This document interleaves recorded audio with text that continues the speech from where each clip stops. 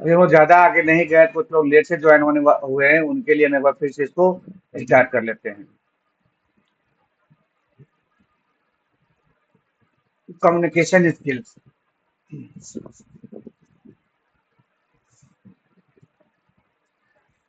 Communication skill में सबसे पहले हम देखते हैं कि आखिर जो वर्ड है कम्युनिकेशन, वो आया कहाँ से है।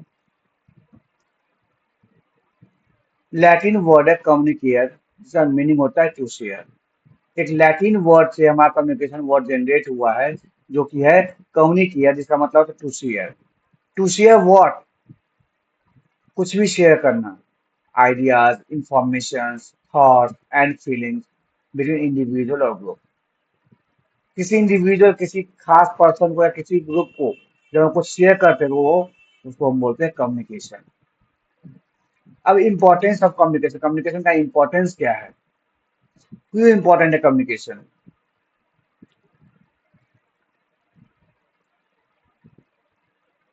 Effective communication facilitate the transfer of knowledge and understanding, allowing individuals to collaborate, make decisions, and solve problems together.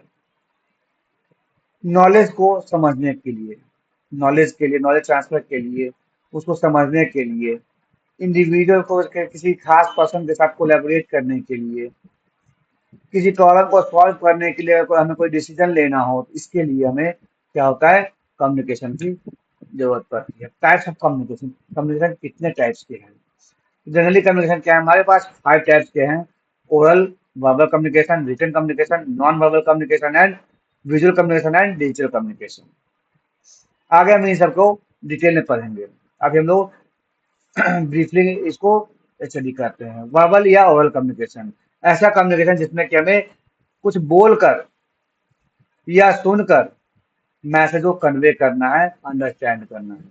Written communication, जिसमें हमें लिखकर वर्ड्स या सिंबल्स के थ्रू मैसेज को कन्वे करना है, रिटन वर्ड्स और सिंबल। नॉन वर्बल कम्युनिकेशन, ऐसा कम्युनिकेशन जिसमें कि हमें without words, body language, facial expression and अपने जेस्चर के थ्रू हमें मैसेज को कन्वे करना होता है। नेक्स्ट है विजुअल कम्युनिकेशन, जहां पर कि हमें चीजों को देखकर, इमेजेस, ग्राफ, चार्ट, वीडियो, इन सब चीजों को देखकर मैसेज को कन्वे करना होता है। नेक्स्ट के बाद आता है digital communication.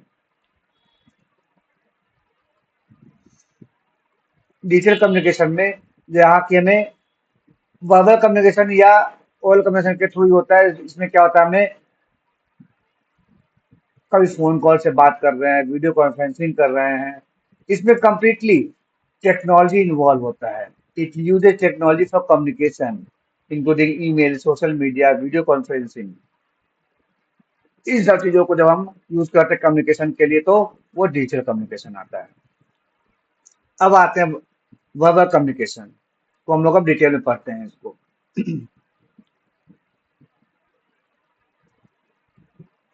Verbal communication is the use of a spoken word and vocal sound to convey a message. जिस कम्युनिकेशन में हम कुछ बोलकर मैसेज को कन्वे करते हैं या सुनकर कन्वे करते हैं, उसको हम वर्बल कम्युनिकेशन कहते हैं। अब आते हैं importance of verbal communication. Verbal communication का इंपॉर्टेंस क्या है?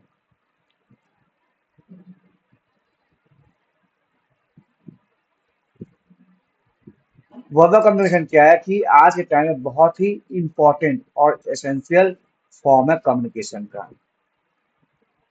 इसमें मैसेज की क्लियरिटी होती है, प्रिसाइज होता है, इसमें इमीडिएट फीडबैक हमें मिलता है। अब इमीडिएट फीडबैक बोलोगे, अब क्या होता है? अगर हमने आपको बोला कि आपको हमारे घर पे आना है, पार्टी है, आप मेरे सामने खड़े हो, मैं आपको इनवाइट कर रहा हूँ, आपको आना है नहीं आना है ये बात की बात है। बट आप हमें कुछ तो बोल कर जाओगे, हाँ ठीक है आ जाएंगे, नहीं आ पाएंगे या सोचेंगे टाइम नहीं है। आप बिना बोले नहीं जा सकते, कुछ ना कुछ बोलकर ही जाओगे, कुछ ना कुछ रिप्लाई देकर ही जाओगे। इसी को बोलते हैं इमीडिएट फीडबैक।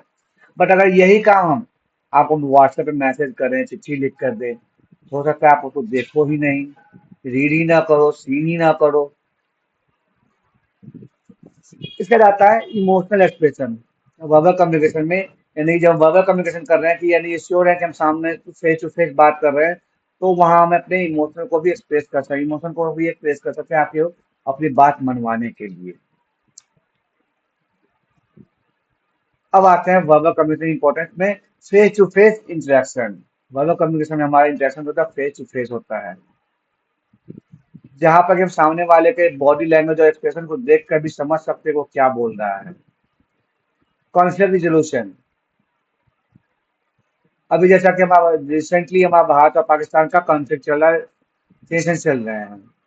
इसमें गवर्नमेंट ऑफ इंडिया ने क्या किया है, अपना डेलीगेशन बनाकर डिफरेंट कंट्रीज में भेजे हैं डेलीगेशन को, ताकि वो हमारे देश के, हमारे गवर्नमेंट की बातों को, हमारे पब्लिक की बातों को वो डिफरेंट कंट्रीज के जो लीडर्स हैं, हेड्स हैं, उनसे वो कांटेक्ट कर सके, उनको समझा सके कि हम क्या करना चाह रहे हैं, क्यों किया हमने ऐसा। Education and learning, education sorry friend, education and learning सबसे ज्यादा कम्युनिकेशन, वर्बल कम्युनिकेशन का एजुकेशन और लर्निंग में भी यूज होता है, as well as written communication. अब आते हैं ओवरऑल और वर्बल कम्युनिकेशन का। इसमें हमारे पास आ जाता है, ओवरऑल में आता है face to face, phone calls, video calls, public speaking और लेक्चर एंड स्पीचेस। अब आते हैं रिटन कम्युनिकेशन। रिटन कम्युनिकेशन क्या होता है, ऐसा कम्युनिकेशन जिसमें कि हम चीजों को लिख कर या सिंबल से या किसी भी तरह से रिटन रिटन वर्ड्स के थ्रू या सिंबल्स के थ्रू हम मैसेज को कम्युनिकेट करते हैं, तो वो होता है हमारा written communication. Benefit of communication, आखिर रिटन कम्युनिकेशन का बेनिफिट क्या है। वर्बल कम्युनिकेशन में भी हम ये काम कर सकते हैं जो भी हम रिटन में कर सकते हैं, बिल्कुल कर सकते हैं। वर्बल कम्युनिकेशन में भी मैसेज में क्लियरिटी और प्रिसाइज होता है, बट और रिटन में भी होता है, बट वर्बल में परमानेंट रिकॉर्ड नहीं होता वर्बल कम्युनिकेशन का, लेकिन रिटन कम्युनिकेशन में परमानेंट रिकॉर्ड होता है। आप जो भी लिख कर देते हैं वो एक रिकॉर्ड बन जाता है। आपने लिख कर दिया, अब हमें कैसे पता है कि भारत जो है 1947 में ही भारत को इंडिपेंडेंस मिली, क्योंकि वो लिखा हुआ है, रिकॉर्ड है हमारे संविधान में कि भारत जो है 1947 को ही आजाद हुआ। Communication across distance, written communication में डिस्टेंस की कोई लिमिटेशन नहीं होती, आप कहीं भी कितनी भी दूर रहे आप एक दूसरे से कम्युनिकेट कर सकते हैं through letter, emails. Learning and education, learning और एजुकेशन के लिए भी रिटन कम्युनिकेशन का बहुत ज्यादा इंपॉर्टेंस है। Business and legal document, business and legal document, business में भी, बिजनेस और लीगल डॉक्यूमेंट में भी रिटन कम्युनिकेशन का ही यूज किया जाता है। कभी ऐसा नहीं हुआ है कि आप गए कंपनी रजिस्ट्रेशन कराने के लिए, रजिस्ट्रार ने आपको बोल दिया हाँ जब आपका रजिस्ट्रेशन हो गया आप घर जाइए। अब बोल देने से कैसे रजिस्ट्रेशन हो गया, कुछ एविडेंस तो चाहिए आपको। अगर आपके कंपनी पे कल पुलिस ने रेड कर दिया, आप कैसे कंफर्म को कैसे उसको समझाओगे कि आप हाँ कंपनी जो आपका लीगल है, रजिस्टर्ड है। आप ये तो नहीं बोल सकते कि हाँ जी रजिस्ट्रार ने बोल दिया था कि आपका रजिस्ट्रेशन हो गया, तो हमने मान लिया कि हमारा रजिस्ट्रेशन हो गया। तो पुलिस से बोले ठीक है भैया हम भी मान लेते हैं, आप रजिस्ट्रेशन नहीं तब चलो घर हमारे साथ। आपको वहाँ शो करना होगा अपना एविडेंस कि कैसे आपका रजिस्ट्रेशन हुआ, क्या रजिस्ट्रेशन नंबर है आपका, रजिस्ट्रार कौन है, किस कंट्री में, किस स्टेट में आपका रजिस्ट्रेशन हुआ है। अब आते हैं categorize of written communication. Written communication को कैटेगराइज कैसे किया गया है, फॉर्मल रिटन और इनफॉर्मल रिटन।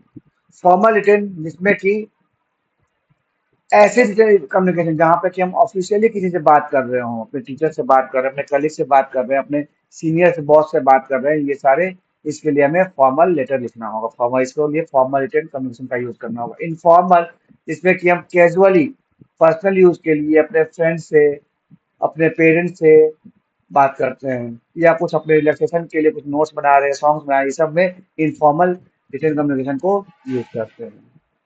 अब आता है डिफरेंस बिटवीन ओरल और रिटन कम्युनिकेशन। ओरल में अगर दोनों का डेफिनेशन हम देखें तो डेफिनेशन है involve spoken word to convey information, ideas and emotions, and written में इन्वॉल्व रिटन और printed words to convey message. Dynamics and dynamics में देखें तो डायनेमिक एंड इमीडिएट इंटरेक्शन होता है इसमें, बट रिटन में static and provides a permanent record होता है।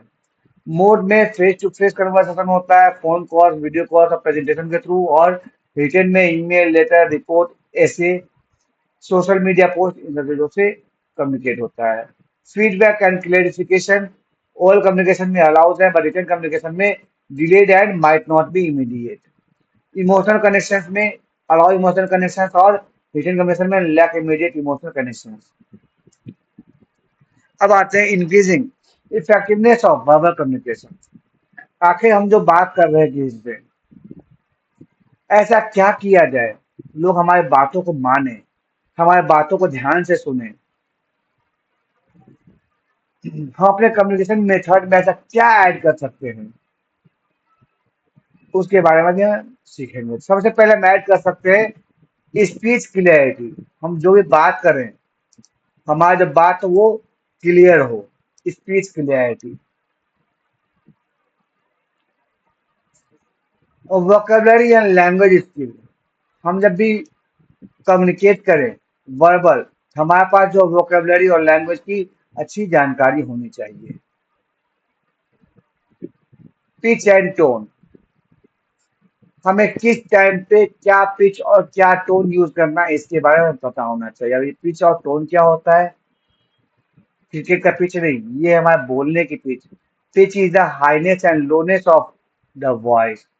हमें कितनी ऊंची आवाज में लोगों से बात करनी है, ये होता है पिच। और टोन जो होता है इज द एटीट्यूड और emotional express in your speech. हम अपने स्पीच में क्या एटीट्यूड और क्या इमोशन एक्सप्रेस कर रहे हैं, वो होता है टोन। इसमें टोन के थ्रू अपने फीलिंग्स, इमोशंस को एक्सप्रेस करते हैं। फ्रेंडलीनेस, असर्टिवनेस, अर्जेंसी, इन सब चीजों को एक्सप्रेस करते हैं। फिर आता है रिदम एंड पीस।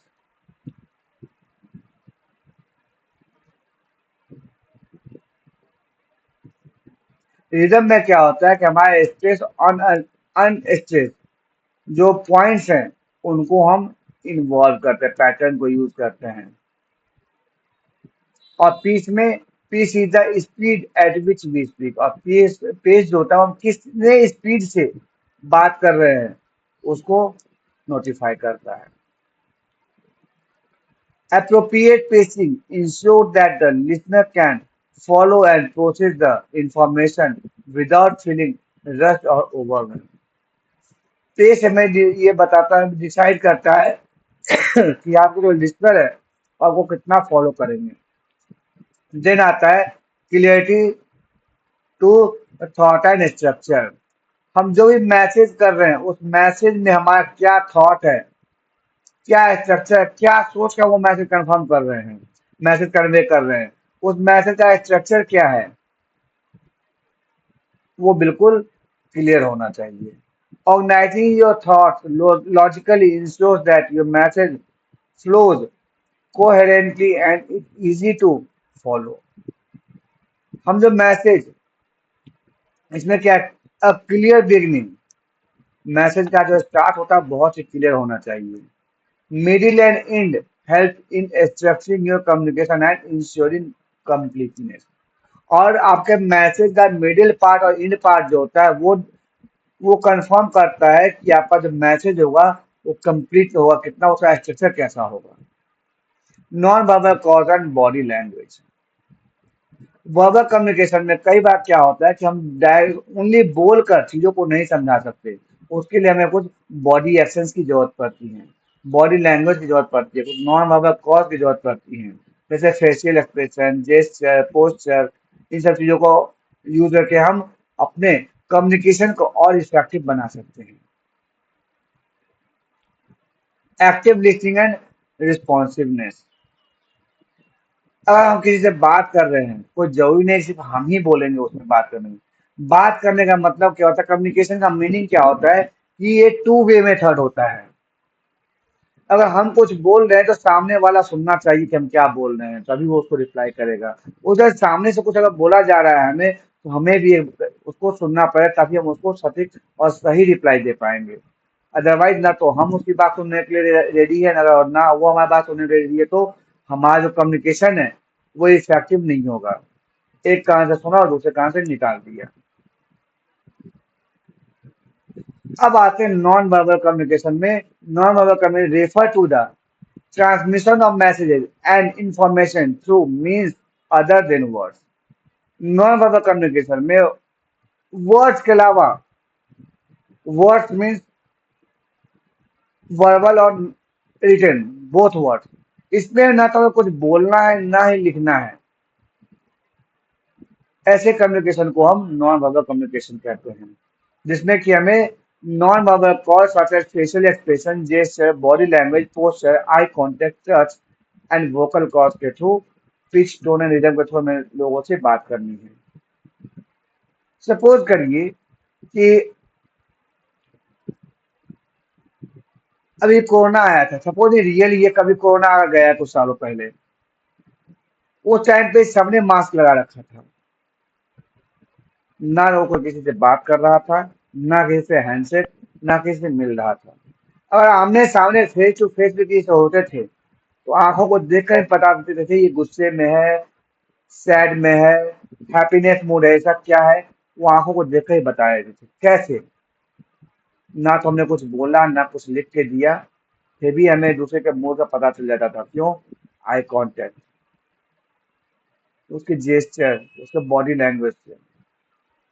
अब है कि हम अपने नॉन वर्बल कम्युनिकेशन को in increasing effectiveness of non verbal communication, non verbal communication को कैसे हम इफेक्टिव बनाएंगे।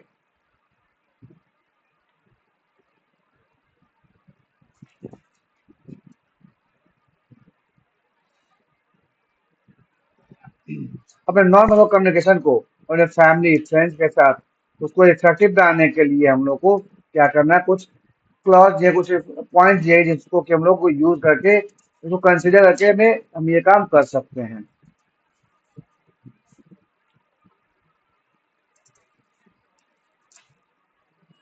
क्या है कल्चरल डिफरेंस? अब नॉन वर्बल कम्युनिकेशन में कल्चरल डिफरेंस क्या कहाँ से आ गए?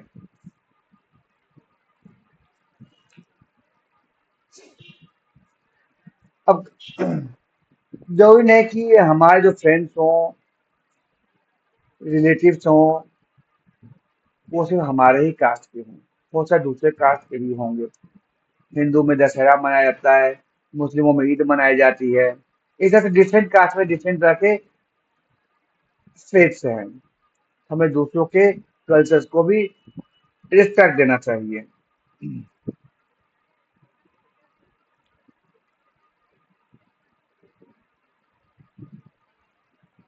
हो सकता है कि आपके कल्चर में जो चीज अच्छी हो वो किसी और कल्चर में जाकर ऑफेंसिव हो जाए। क्रिश्चियन फैमिली में जब शादी में जाते हैं दूल्हा दुल्हन व्हाइट ड्रेस में होते हैं, अगर वही व्हाइट ड्रेस पहन के लोग हिंदू की शादी में आ जाए तो लोग उसे गलत मानते हैं। क्योंकि हिंदू में व्हाइट ड्रेस जब लोग मरते हैं उस टाइम पहनते हैं। हमें इस बात का ध्यान रखना होगा कि हमारे किसी भी जेस्चर पोस्चर से दूसरे कल्चर को हर्ट ना हो। पर्सनल स्पेस, हर किसी को पर्सनल स्पेस का राइट होता है।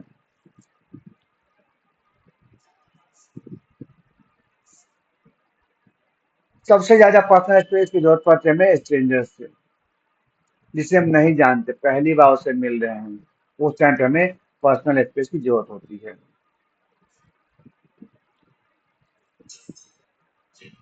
बॉडी लैंग्वेज, हमारा बॉडी लैंग्वेज कई बार बताया जाता है कि हम जो कम्युनिकेट कर रहे हैं या सामने वाले को जो हमें कम्युनिकेट कर रहा है हम उसको सुनना चाहते हैं या नहीं। अगर हम किसी से बात करते हुए इधर उधर देख रहे हैं, आए को राउंड राउंड गोल गोल घुमा रहे हैं, ऐसे इधर ऐसी उल्टी सीधी हरकतें कर रहे हैं, तो सामने वाले को समझ में आता है कि ये हमसे मजबूरी में बात कर रहा है, ऐसा कोई इफेक्टिव वे में बात नहीं कर रहा कि हमें इसकी बात हमें सुननी जरूरी ही है। Balance verbal and non verbal communication, हमें अपने कम्युनिकेशन में बोलने के साथ साथ नॉन वर्बल क्लॉज को भी ऐड करना होगा। अगर हम किसी पार्टी में जा रहे हैं, बहुत खुश हैं हम, सो के उठे, ब्रश भी नहीं किए, सीधा पहुंच गए पार्टी में, क्या होगा? हमारा जो इंप्रेशन होगा बहुत ही खराब होगा। वही अगर मैं बिल्कुल तैयार होकर एकदम सेंट वेंट मार के और सब कोई वहाँ पार्टी पहुंचे तो लोग हमारा इंप्रेशन क्या होता है, बहुत ही बढ़िया बनता है। इंसान तो हम ही हैं जो पार्टी में गए हैं, पहले बिना नहाए धोए पहुंच गए थे और अभी नहा धो पूरा एकदम सेंट वेंट मार गए। बट दोनों तरीके में हमारा जो रिस्पेक्ट है वो दो तरीके का हुआ। तो ये है, इंसान चेंज नहीं हुआ बट हमारा जो जेस्चर है वो चेंज हो गया। ऑब्जर्व, सामने वाले को ऑब्जर्व करिए, वो क्या बात कर, क्या बिहेव कर रहा है, सामने वाले बिहेवियर जैसे पोस्टर्स वो कैसा है कैसा नहीं है वो आप पता कर सकते हैं। Avoid negative signals, negative signals को ऑलवेज अवॉइड करिए।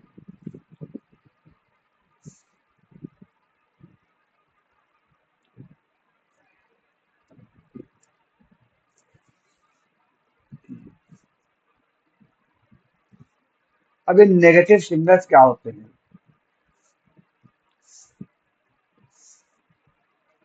जैसे कि क्रॉस आर्म्स इस तरह से हमने किए हुए हैं, ये भी एक नेगेटिव सिग्नल्स है।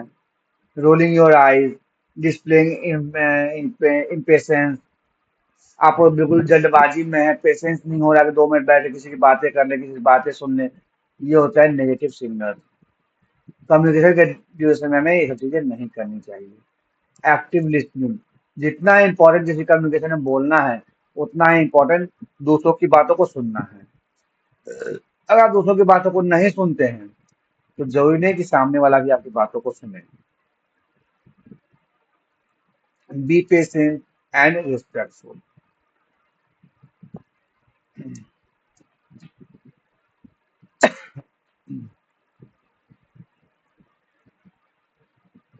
जब आप कहीं से बात कर रहे हो तो वहां पर आपको बिल्कुल पेशेंस में रहना है। जल्दबाजी नहीं करनी है कि बात खत्म हो, हमें शादी में जाना है अटेंड करने के लिए या पार्टी में जाना, चिकन खत्म हो जाएगा, ऐसा कुछ नहीं करना है। रिस्पेक्टफुल, किसी से बात कर रहे हो आप बिल्कुल रिस्पेक्टफुल होने चाहिए। सामने वाले को लगे कि हाँ आप उसको, मैंने बिल्कुल सीरियस मैटर पे आप उससे बात, बहुत ही इंपॉर्टेंट मैटर पे डिस्कस करना चाहते हो, बात करना चाहते हो आपसे, तो सामने वाला भी आपकी बातों को इम्पोर्टेंस देगा। अदरवाइज जैसा आप कहोगे सामने वाला भी आपकी बात को एक कान से सुनेगा और दूसरे कान से निकाल कर चला जाएगा। अब आते हैं विजुअल कम्युनिकेशन पे। विजुअल कम्युनिकेशन के बारे में बताया आपको कि ये ऐसे कम्युनिकेशन जहां पर कि हम चीजों को देखकर मैसेज को कन्वे कर सकते हैं, मैसेज को समझ सकते हैं। Image, graphics, chart, diagram, symbol, ये सब चीजें होती हैं जिसके हम देखकर मैसेज को कन्वे या समझ सकते हैं।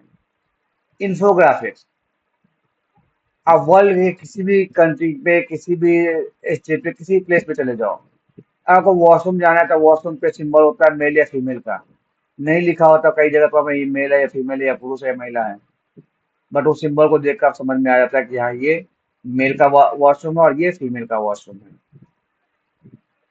इसको बोलते हैं इंफोग्राफिक्स, और ये ग्लोबली अंडरस्टूड होता है। Maps, chart and graph, flow chart, photograph, art and design, presentation, social media, education, बहुत सारी चीजें हैं इसमें जहाँ पर कि हम लोग को विजुअल कम्युनिकेशन का यूज होता है और उसको हम लोग अच्छे से समझते हैं।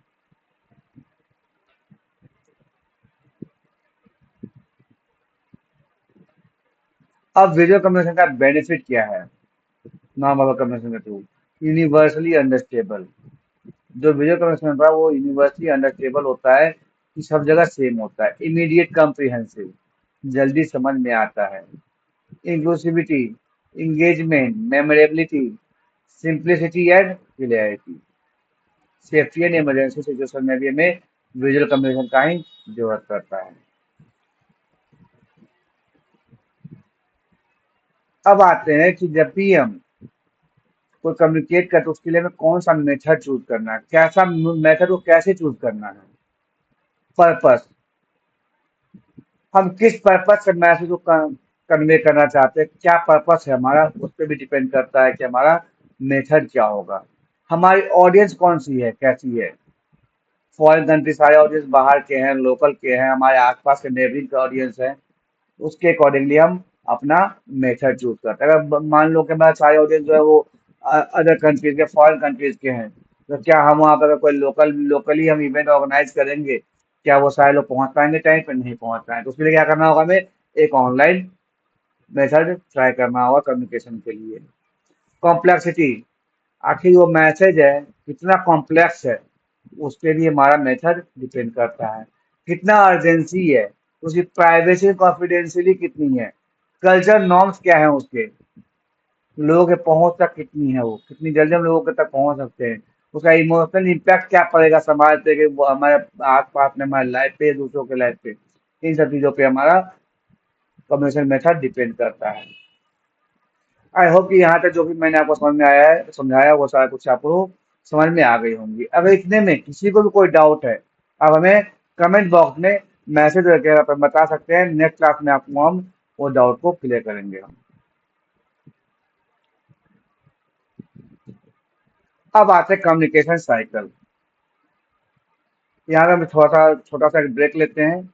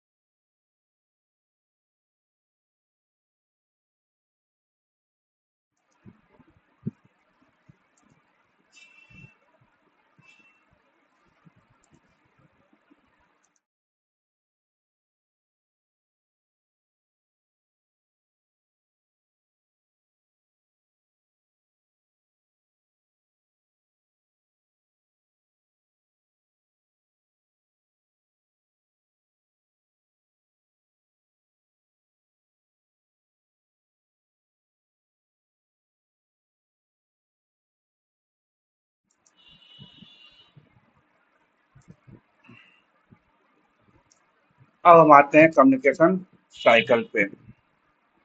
आखिर कम्युनिकेशन साइकिल क्या होता है?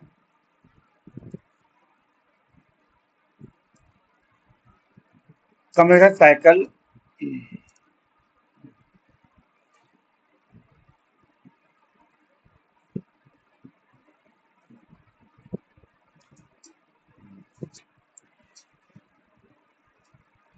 जैसा कि हम लोगों ने साइंस में पढ़ा है कि लाइफ साइकिल होते हैं, वाटर साइकिल्स होते हैं, उसी का समाज कम्युनिकेशन साइकिल्स होता है। ये एक मॉडल होता है जो कि हमें समझाता है, जिससे कि हम अंडरस्टैंड करते हैं कम्युनिकेशन का वर्क कैसे होता है बिटवीन इंडिविजुअल और ग्रुप। अब इसमें कम्युनिकेशन साइकिल में क्या क्या एलिमेंट्स होते हैं? पहला एलिमेंट होता है सेंडर, दूसरा message, channel, receiver and feedback. Sender, message भेजने वाला। मैसेज, वो मैसेज टाइप करेगा और किसी न किसी चैनल पे डालेगा ताकि वो रिसीवर तक पहुंच सके।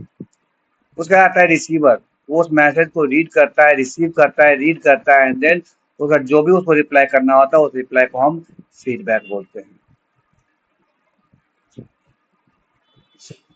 अब इसमें आते हैं 7 C's of effective communication. Effective communication के लिए कुछ पॉइंट्स डिफाइन किए गए हैं, जिसको कि अगर हम लोग फॉलो करते हैं इन पॉइंट्स को, तो हमारा जो मैसेज होता है कम्युनिकेशन में बहुत ही इफेक्टिव होता है, लोगों को ईजिली फॉलो करने के लिए रेडी हो जाते हैं। अब ये पॉइंट्स क्या क्या हैं? पहला चीज है क्लियरिटी, यानी कि हमारा जो भी मैसेज हो वो बिल्कुल क्लियर होना चाहिए।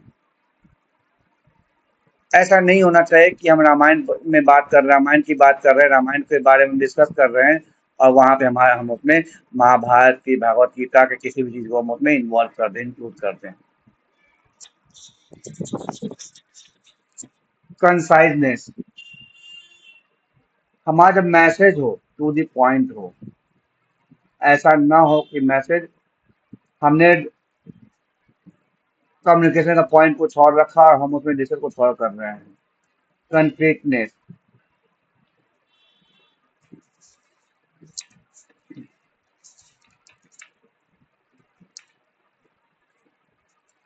हमारा जब मैसेज हो वो फैक्ट पे डिपेंडेंट हो, हम जो भी डिस्कस करें वो बिल्कुल फैक्ट पे डिपेंडेंट डिस्कशन होना चाहिए। किसी की कही सुनी बातों को लेकर हम डिस्कशन नहीं कर सकते। मैसेज जो हो बिल्कुल करेक्ट हो, हमारा करेक्टनेस, किसी कोई भी गलतियां ना हो, मिस्टेक्स ना हो उसमें। कंसिडरेशन, हमारा जो मैसेज है उसके लिए हमने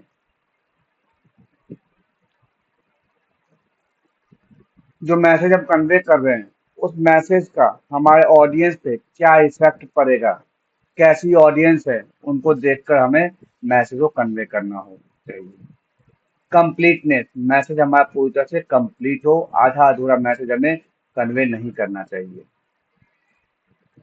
कर्टसी, हमें जब भी हम कोई मैसेज कन्वे कर रहे हो तो हमें बिल्कुल पोलाइट वे में, रिस्पेक्टफुली वे में ऑडियंस से बात करनी चाहिए, कम्युनिकेट करनी चाहिए। अगर हम इन 7 चीज को फॉलो करते हैं तो हमारा जो कम्युनिकेशन होगा बहुत ही इफेक्टिव होगा, लोग हमारी बातों को सुनना भी पसंद करेंगे और उसको फॉलो भी करना पसंद करेंगे। अब आता है फीडबैक इन कम्युनिकेशन। कम्युनिकेशन में फीडबैक बहुत इंपॉर्टेंट है। अगर हमने अगर हमने किसी को इनविटेशन दिया, मान लीजिए हमने 100 लोगों को इनविटेशन दिया कि हाँ भाई हमारे यहाँ पार्टी है, आप लोगों को खाने पे हम इनवाइट कर रहे हैं। हमने इनविटेशन दे दिया 100 लोगों के लिए, लेकिन हम जो फूड प्रिपरेशन करेंगे, पार्टी का प्रिपरेशन में कितने लोगों के लिए करेंगे? होता है वो 100 लोगों में से 50 लोग ही आए। तो इसके लिए हमारे पास क्या कंफर्मेशन है कितने लोग आएंगे? तो कंफर्मेशन में मिलता है फीडबैक से। अगर हमने 100 लोगों को इनवाइट किया है, उसमें से 50 लोगों ने बोल दिया हाँ जी हम आ रहे हैं, और 10 लोगों ने बोल दिया कि हो सकता है आए भी या नहीं भी आए, तो उसी अकॉर्डिंगली हम अपने पार्टी का अरेंजमेंट करेंगे। इम्पोर्टेंस क्या है फीडबैक का? फीडबैक से हमें पता चलता है, अंडरस्टैंड करते हैं उसे क्लियरिटी को। और कोई फीडबैक हमें पार्टी के लिए हमने इनवाइट किया है और सामने वाले ने बोल दिया भाई अब मैं तो नॉनवेज खाता नहीं हूँ, आप तो नॉनवेज बना रहे हो। तो हो सकता है हम वहाँ पे कुछ नॉनवेज, कुछ वेजिटेरियंस के लिए भी कुछ अरेंजमेंट कर दें। तो हमारे मिस्टेक्स को करेक्ट कर सकते हैं, रिलेशनशिप बिल्ड कर सकते हैं, इंकरेजिंग कम्युनिकेशन कर सकते हैं ताकि लोगों को उससे इंकरेज हो, अंडरस्टैंडिंग अदर्स, दूसरों को समझ सकते हैं, इफेक्टिव प्रॉब्लम प्रॉब्लम को इफेक्टिवली हम क्लियर कर सकते हैं।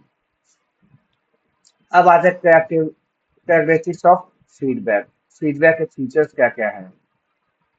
Effective feedback is a type of response or information provided to a person or group that helps them understand their performance, behavior or work.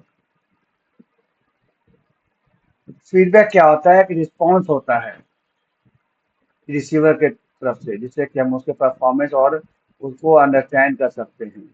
इसके फीचर्स क्या होते हैं? इफेक्टिव कम्युनिकेशन के टाइमली, अगर फीडबैक हमें टाइमली मिलता है हम उस पर वर्क कर सकते हैं, मिस्टेक्स को दूर कर सकते हैं। रेलिवेंट, फीडबैक अगर रेलिवेंट हो, जैसे मान लो कि आपने कोई मोबाइल कंपनी खोली है, आपने वो मोबाइल बनाया, कुछ मोबाइल अपने फ्रेंड्स को दिए टेस्ट करने के लिए, भाई चेक करो कि मोबाइल जो हमने बनाया वो सही है कि नहीं, कुछ दिक्कत तो नहीं इसमें।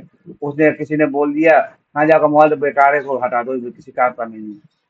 This is not relevant. कभी भी कोई मोबाइल खराब नहीं होता। आपने मोबाइल में उतने पैसे लगाए, खराब दाने पैसे नहीं लगाए होंगे आपने। हो सकता है उसका कैमरा में प्रॉब्लम होता है उसके माइक में प्रॉब्लम होता है उसके डिस्प्ले में प्रॉब्लम हो, क्योंकि आपने पैसे लगाए तो सब कुछ बेकार तो नहीं उसमें इंस्टॉल किया होगा कंपोनेंट।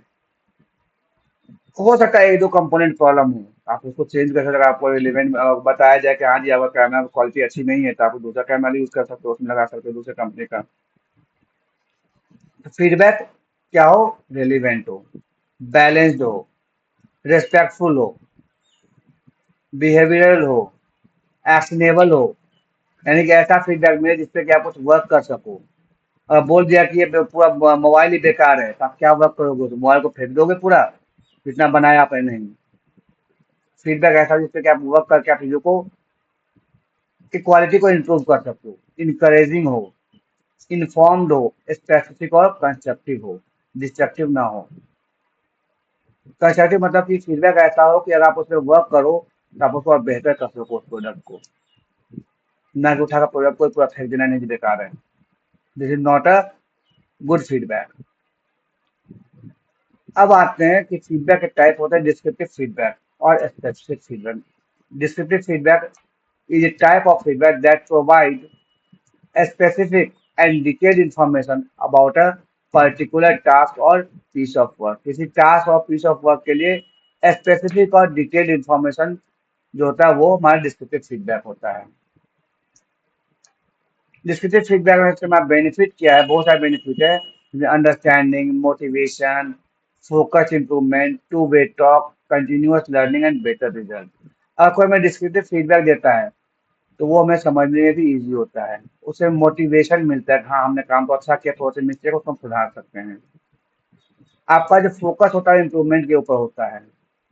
टू वे टॉक होता है उसमें, जो उसने बोला कि हाँ, ये कैमरा लगा तो आप उससे पूछो तो भाई कौन-सा कैमरा बढ़िया है, किस कंपनी का क्वालिटी बढ़िया है, हम उसी को यूज़ करेंगे। कंटिन्यूअस लर्निंग, इससे आपको कंटिन्यूअस सीखने का मौका मिलते रहता है और बेटर रिजल्ट आते हैं आपके।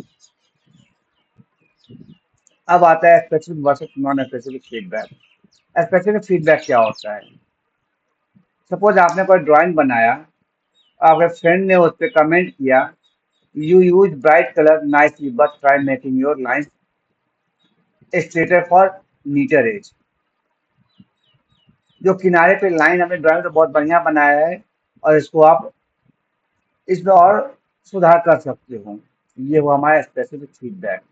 और दूसरी जगह आपको उसी के लिए आपको बोला जाए, "nice work on the colour and lines but there is way always room for improvement". और वहीं बोला जाए कि बहुत बढ़िया बनाया है और इसमें कुछ इम्प्रूवमेंट की ज़रूरत है। पहले वाले में क्या किया गया, आपको बताया गया कि ये स्पेसिफिक चीज़ें बताई गई आपको कि हाँ, इस लाइन को ना थोड़ा-सा और बढ़िया करो। बट दूसरे में सीधा बोल दिया कि इसको और थोड़ा-सा बढ़िया करो। क्या बढ़िया करो? वो तो बताया ही नहीं गया। तो ये नॉन स्पेसिफिक फीडबैक। अब आता है वाई बी स्पेसिफिक। स्पेसिफिक क्यों होना चाहिए? Being specific in feedback is giving clear direction to someone. अगर स्पेसिफिक फीडबैक देते हैं तो किसी के लिए वो क्लियर डायरेक्शन होता है कि उसको वर्क किस पे करना है।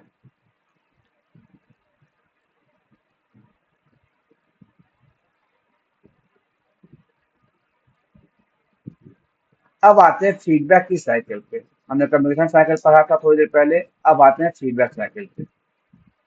इसमें क्या होता है? फीडबैक साइकिल में क्या होता है? Feedback provision. हमने किसी को दिया चेक करने के, तो फीडबैक एक को प्रोविजन करेगा कि हम वो फीडबैक हमें देगा।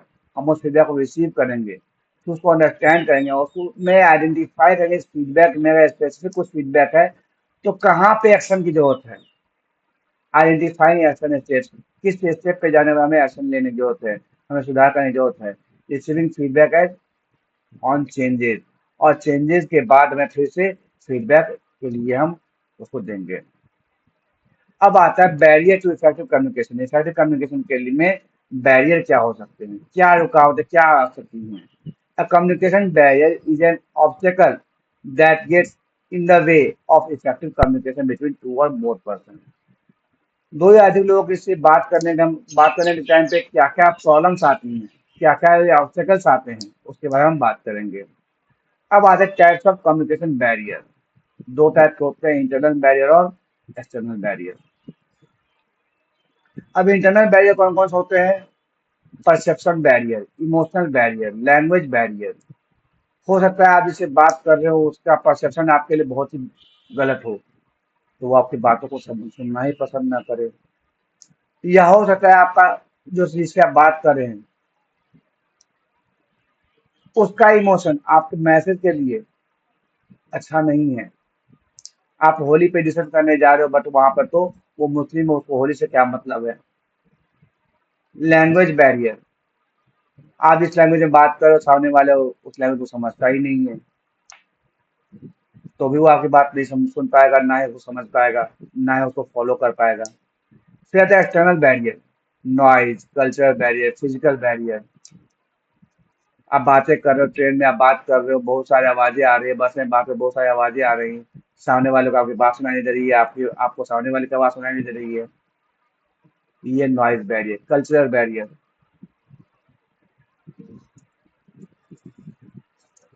अभी मैंने बताया कि आप होली या दिवाली पे कोई डिबेट रख रहे हो, उसमें आपने मुस्लिम को बुलाया है, तो वो उसमें बात नहीं कर पाएगा, कल्चरल बैरियर है उसके लिए वो। फिजिकल बैरियर, किसी हैंडीकैप को आप बुलाकर बोल रहे हो गया ड्राइंग बनाओ, तो वहाँ उसके लिए फिजिकल बैरियर है। वो हैंडीकैप, उसके हाथ काम नहीं करे तो ड्राइंग कैसे बनाएगा। अब आता है कि मैसेज को फॉर्म करने के लिए, तैयार करने क्या क्या बैरियर आ सकते हैं। पहला क्लियरिटी बैरियर, कि आपका जो मैसेज हो बिल्कुल क्लियर होना चाहिए।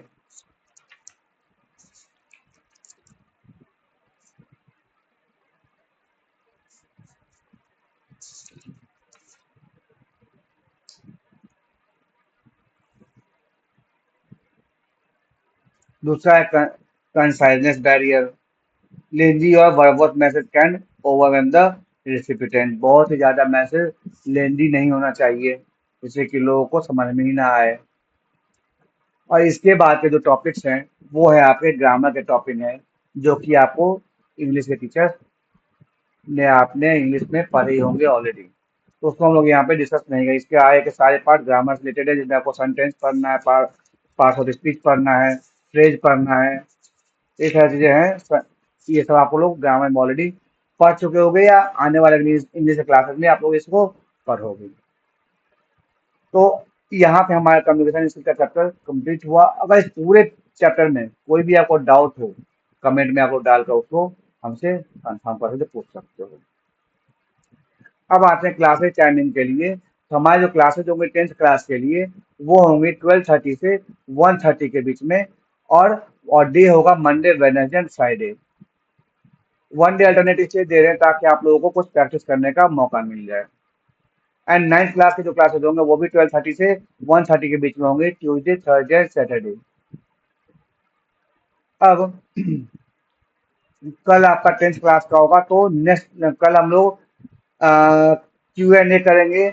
इसी चैप्टर से रिलेटेड हम लोग कुछ क्वेश्चंस और उसके आंसर्स देखेंगे, एंड देन हम लोग नेक्स्ट चैप्टर का टाइम अगर बचता है तो हम नेक्स्ट चैप्टर को भी स्टार्ट करने की कोशिश करेंगे।